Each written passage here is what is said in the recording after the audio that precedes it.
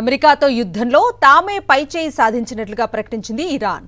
ఓవైపు శాంతి చర్చలు జరుగుతుండగానే కువైట్, బహ్రెయిన్లోని కీలక అమెరికా క్షిపణి గుర్తింపు రాడార్ వ్యవస్థలను ధ్వంసం చేసినట్లుగా వెల్లడించింది.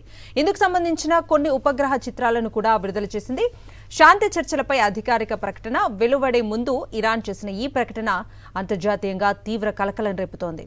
ఈ పరిణామాల మధ్యనే జోర్డాన్లో ఆకస్మికంగా సైరన్లు మోగటం, లెబనాన్ సరిహద్దులోని హూలా ప్రాంతంలో ఇజ్రాయెల్ సైనిక స్థావరంపై హిజ్బుల్లా డ్రోన్ దాడికి పాల్పడటం లాంటి ఘటనలతో మధ్యప్రాచ్యంలో యుద్ధ వాతావరణం క్షణక్షణం మారుతోంది.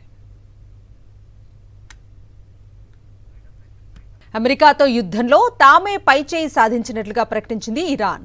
ఓవైపు శాంతి చర్చలు జరుగుతుండగానే కువైట్, బహ్రెయిన్లోని కీలక అమెరికా క్షిపణి గుర్తింపు రాడార్ వ్యవస్థలను ధ్వంసం చేసినట్లుగా వెల్లడించింది.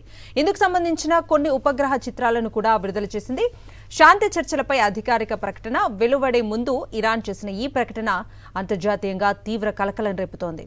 ఈ పరిణామాల మధ్యనే జోర్డాన్లో ఆకస్మికంగా సైరన్లు మోగటం, లెబనాన్ సరిహద్దులోని హూలా ప్రాంతంలో ఇజ్రాయెల్ సైనిక స్థావరంపై హిజ్బుల్లా డ్రోన్ దాడికి పాల్పడటం లాంటి ఘటనలతో మధ్యప్రాచ్యంలో యుద్ధ వాతావరణం క్షణక్షణం మారుతోంది.